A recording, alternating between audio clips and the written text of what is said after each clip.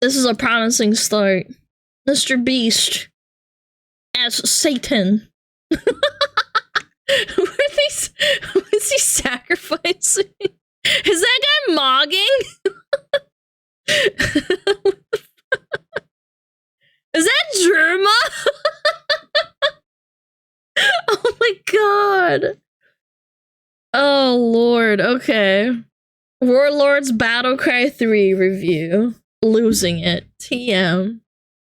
Okay, 3, 2, 1, boom. There is an unwritten rule enshrined in the YouTube landscape. You must unconditionally love India, because no matter how powerful or self-important you feel as a YouTuber, you bow to the same tech center in New Delhi, and you live by their mercy, because with a single click, Rakesh and Pajit can evaporate your entire existence. My channel is firmly aligned with Lord Ganesha and the Indian people, for your tech support is now your tech master. Hey people, Seth here. Warlords Battlecry 3 is a 20-year-old fantasy RTS that I've been psyoped into playing. Appropriately, we'll be playing this on my laptop, which may be described as a haphazard collection of live wires that'll shock you if you ever touch the top of it, but personally, I like to call it rustic. Many years ago, it stopped working until I dug up the instruction manual and ripped out the thermal sensor. This is incredibly safe. Don't let the warped Avril Lavigne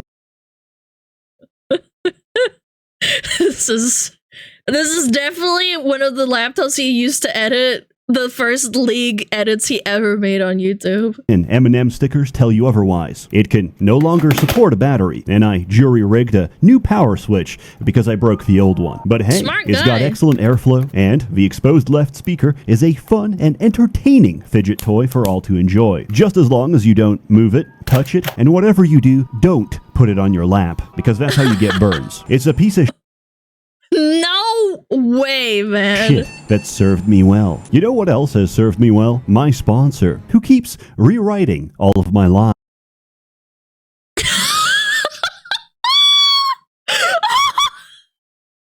This is definitely a stress script for sure.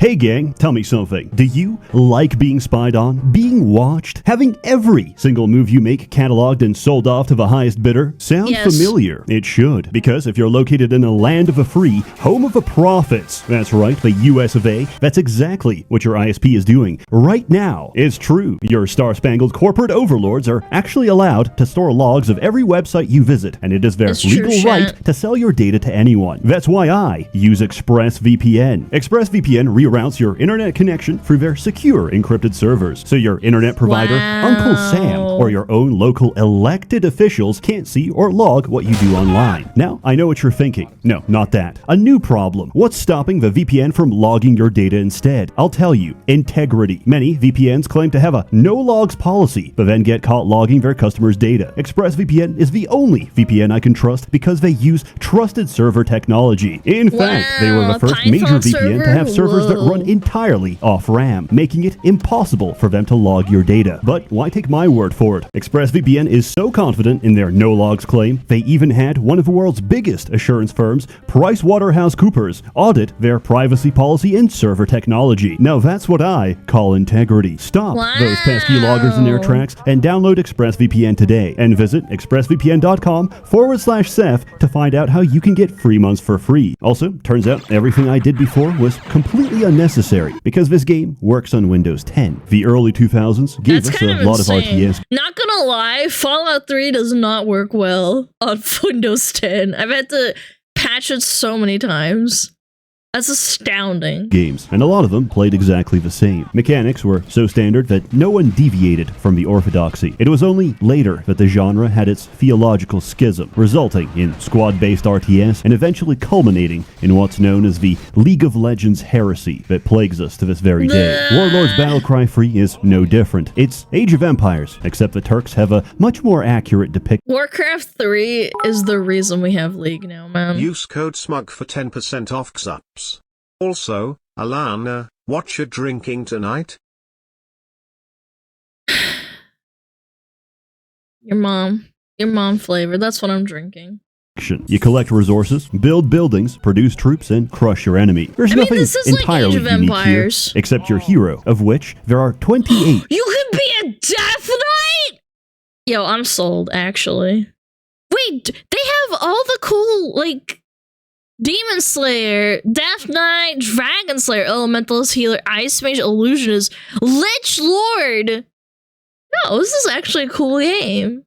Tinker, Sage, Ranger, Pyromancer. Wow. Different classes and 17 different races. Anything this game lacks its originality, it makes up for with a sheer volume of content. And the main way to experience this is through the campaign, which is largely a multi-choice sandbox where you travel across the land looking for an excuse to kill someone. Story. You play as a cosmic ICE agent, receiving a report that Gorgon, fifth horseman of the apocalypse, has illegally crossed the Etherian border. Seth doing a Trump impression is so not what I expected. With intent to cut grass for $7 an hour as an undocumented illegal. We can't let this go on, so we ask the Dark Dwarves, that's not racist, they're dwarves of color, to cast Earthquake on his illegal encampment and seal him inside for all eternity. There's absolutely no consequence to ignoring the story, and even if you finish it, you get a pop-up saying, Gorgon has been sealed, now go explore. There's no conclusion, no final battle, and you don't even get to see him. This is the literary equivalent of a toddler starting a sentence, forgetting where he was, and going to sleep. And just as well, because story is not the focus. By far, the best part of this game is the community, which is extremely passionate, to say the least. You'll have people in comments saying things like, Death Knight is the best, and immediately someone will come out of the woodwork, proclaim that their Fey assassin is going to one-tap them, and question the fidelity of their parents' marriage. Which brings us to the focus of my hyperfixation, finding, objectively, the best build in a game that's popular with a 10 or so Polish men that still play it. In the process, I'll talk about each race. What do you say, Gav? The Celentine Empire is a race that answers the question of, what do we have with whatever you want? Because apparently, the only barrier between recruiting demons and vampires to join your ranks is socioeconomic. They can pay for random mercenaries that give a taste of every race. Their tech tree is sensible. This must have come out before Warcraft. Like, they really did a good job on this game. On God. And they have access to spell research, which, if you stall the mission, unlocks every spell in the game. Alchemist specializes in alchemy, which is the original reason I got into this game, because the very first spell you get, cast at a high enough level, creates max level items out of thin air. This includes set items that are unique to the campaign. This leads to a situation where you spawn in, drink your mana pots, print everything you want, and resign the mission. Everything in your hero's backpack is saved, which can be sold in the market for infinite money to spend on infinite supplies and reinforcements. And then we go from ridiculous to game-breaking by casting Spellforge, which doubles the effect of all your items, turning your alchemist into the strongest unit in the game. Shenanigans include, but are not limited to, having armor so high you can't take damage, doubling your mana regeneration to fill up in seconds, to abusing double rings of resurrection for a 40% chance to revive your entire army each time you take a swing. I have the body of a god! Barbarians are a fine race. You can set them on fire to go berserk. They're cheap, spammable, and effective against larger units. Regardless of Seth better play a merchant in this. Come on, man. Class, all heroes are melee. The only exception is an ice mage who can give himself ranged attacks by casting ice flow. This represents my first failed experiment because the investment is massive and the payoff is garbage. Everything ice magic does, pyromancy does better. And who better for it than a demon? Blood heals me, death delights me, pain purifies me. Demons are resource hungry and have some of the most obnoxious hitboxes for their buildings. But if you survive to late game, you automatically win because you're the only race that doesn't pay for troops. More importantly, demon heroes snack on souls, which are formed by enemies after being killed by a succubus. This is the quickest way to get mana, and with the right items, I can summon my own army of them and use them as a self-sustaining mana battery. Combine that with pyromancy, and every free souls you chow down is another Armageddon inside your enemy's base. It's my sincere opinion that the funnest build in this game is a necromancer. But since we already get necromancy as an undead racial, we play a sage for reasons that I shall explain. From dust we come, to dust we go. Undead are one of the most unique races in this game because they don't make their own troops. Instead, you have skeletons, which can be morphed at any time into a higher tier unit along different upgrade paths. One of these is the Wraith, which may be the earliest example of a Spirit consoles you on your gay death stories. ASMR. SMR. Wraiths are the only unit in the game They're that whispering directly in steal your XP from ear. units they kill, which includes It'll be heroes okay, and Timmy. even your own troops. So we summon skeletons, which with a memory skill spawn with extra XP, sacrifice them to our Wraith, and grind it to level 20. 2 max level Wraiths are usually enough to solo the entire campaign. But That's why balanced. stop there? Using divination magic, we can cast Mind Leech, which gives affected melee troops the exact same ability as the Wraith. Zombies have access to Feast of Gorak, an ability that converts dead bodies into resources. As wiki users pointed out, Easy unit clap. abilities scale with level. So we summon a horde of skeletons, Mind Leech our zombie, and grind him to level 20. If we summon thralls from a cage, delete them with Ctrl D and feast their bodies, he prints out more resources than we originally put in. By having an infinite money printer and infinite power scaling, we're no longer playing the same game. Victory is no longer the objective, but rather a natural consequence of leaving my max level Doom Knight unattended. I am invincible! Fae are whimsical creatures of the forest, and a growing problem because of their built-in victory timer. That's because lore Oh, this is is the like most the busted Alliance. research in the game. They're also a cognito hazard, Top of the morning to you. in a sense that the longer you hear them, the longer you can't unhear them. He looks like... You guys remember the guy that mogs on TikTok? The one that I showed you yesterday, the TikTok?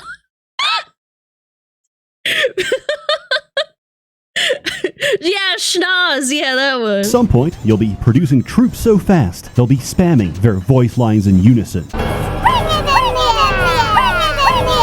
that's not annoying This at all. is when Holy most shit. players are driven insane. Imagine a hero that can outrun and insta-kill any unit in the game. Now imagine they also have access to illusion magic and can make themselves invisible. There's many builds out there, and assassins counter all of them. Breathe deeply. Plague Lords are the servants of King Ass Ripper, a direct manifestation of Ass anything that Ripper. lives or survives the Indian sewage system. They have a contamination mechanic that accelerates disease. Unfortunately, the condition is only useful for punishing retreats and doesn't really help you during a fight. That doesn't mean you can't make them work. A ranger can stack points into taming, which adds XP to every unit considered a monster. For Plague Lords, this definition applies to almost everything, which is never relevant because you'll win the game by spamming slimes. After each mission, you get a selection of your Slime. most veteran troops that you can add to your retinue. Since this will always be slimes, I find it incredibly funny because along with their veterancy, they get a name. It's no longer just a slime.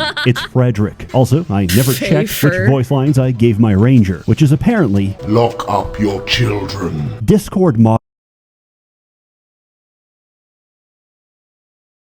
That's a little bit too on the nose, huh, chat? moderator. The Serathi are lizard men Someone with call out dinosaurs. Pippa These are right the now. old depictions before people realized that God just made oversized chickens. A defiler can poison everyone and then cast rot for it to take maximum effect. This translates to an instantaneous loss of 90% of the enemy's HP and a guaranteed win for every fight, unless they're fighting orcs who are completely immune. Scream louder! Orcs are a melee race possessing the goofiest siege weapon. Shit, what? Let me see Scream that. louder! Orcs are a Warcraft 1995. orcs are a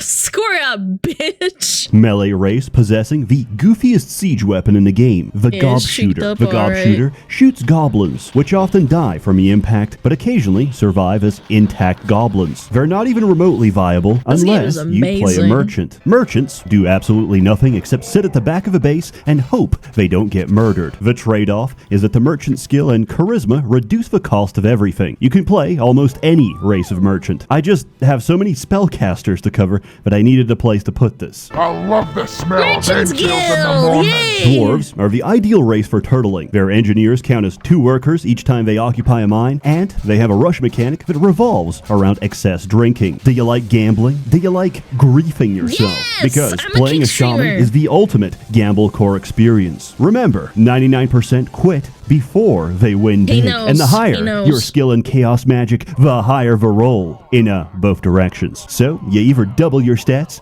or reduce your army's Dwarf HP to 1 and supremacy! rage quit the game. There is no in between. Either I win or I kill myself. However, you can't go lower than 1. So if you morph the speed of dwarf berserkers or siege equipment, you have nothing to lose and everything to gain. The most important feature of playing dwarves is that they have the best towers in the game and benefit twice as much from garrison troops. And now, thanks to the power of RNG, they've become automatic machine guns that cut down entire armies. It's not the quickest strategy, but it's the only one that turns this game into a tower defense. Burn the forests. Strip the land. Alternatively, you can do pretty much the same with Dark Dwarves. They're more siege-focused than their counterparts and replace their armies with golems. Because their basic builder can Fucking instantly repair for bunkers, free, man. your towers are practically invincible. And in the event they do actually go down, you occupy them with suicide bombers that kill whoever's responsible. A Rune Master lets you build quicker, Retards. and absolutely nothing else. Rune magic might actually be worse than ice. Nobody expects the Ethereum Inquisition. Knights are a cavalry-centric Nice race reference. that's very beginner-friendly. Night Lords are goofy because they give you global morale, which makes every unit attack faster and increases your That sounds population cap. OP. I didn't know that last part, which is actually very important for summoners. Buildings are your main source of pop cap, but in some missions, you can't build. So it's worth having a few points in leadership, because otherwise, you might not be able to summon anything. After teching up to level 5, every race can produce their Titan. These are incredibly powerful units that can't be replaced. And the only thing comparable to their power is another Titan. After sinking 30 levels into healing magic, a healer can cast Resurrection at level 3. Normally, this revives your dead units. At level 3, this revives everything, including the enemy and their Titan, under your direct control. Elves are collectively That's a gimmick OP, race bro. designed to filter new players. And there's a very simple reason. Their builders can't occupy mines. Dark Elves at least have a solution to this problem, and it's called slavery. They're the most magically proficient race with a Oh, broad Sick range of Oblivion, got it. spellcasters. Assassins can one-tap enemies, blackguards can do sneak attacks, and their heroes have some of the most photogenic portraits. Dark Elf baddie with blood running down her eyes will captivate the undisciplined gamer. Men enjoy the goth girl aesthetic because it represents a woman that's externally consistent with her inner state. That is to say, evil. Druids get a lot of Yes. summons. All Triads women are are evil, good tanks true, and based. faster builders, while unicorns compensate for the race's complete lack of healing. Nature magic isn't insanely powerful, but it's a good mix of everything. Let lesser races beware. Endowed with long life and extreme prejudice, which they describe as pattern recognition, high elves are the canonical quirked-up white boys of Etheria. There's something very poetic about high elves refusing lower-class labor, preferring that I summon hordes of demons to occupy their minds instead. A summoner is not only the perfect complement to elves, it's the only one Summoner. that's viable, because we need to gate in a lot of demons to give them time to execute their strategy. All elves produce wisps, which are their basic builder. 4 of these can merge together to form an ancient wisp, which generates crystal each second. The whole point of this race is the endless feedback loop of infinite crystal economy, which only accelerates the longer the game goes. Then you make a bunch I can understand why I've never heard of this game, because this sounds like a Warcraft that's more complicated and more in-depth. It would probably was really hard to pick up without a guide at all. of archers and steamroll everything, because Yeah. a fully upgraded looks like high a elf good game, army has though. almost no answer to it. I've been a bad girl. Wood elves are practically the same Excuse race, me? but Well- worse. They have the same problems, but bulkier buildings. Their only saving grace is the Dryad, which is the source of all the horny quotes in the game. Oh, yes. Do that again. Yeah, maybe a little bit more lewd. It's like Warcraft 3, but more lewd. Do you know how many kids beat off to that? They'd be like, oh my god, oh yeah. But what if I told you, after theory crafting all of excited. these numerous, diverse, and interesting builds, I've been Hot bell elf curved pixel. because the lowest IQ knuckle dragger will reach the same conclusion as the upper percentile. Just play a warrior. Everything a mage can do, a warrior does better. It's in the name of the title. It's called Warlords Battlecry Free, not neurodivergent caster that needs 30 levels to get good. Who cares about your exploits when the average warrior will just click a corner of a map and solo the entire mission? His only weakness is running out of health potions, which is why you play a Minotaur. Minotaurs have some of the fewest but most upgradable units in the game. But most importantly, they have sheep.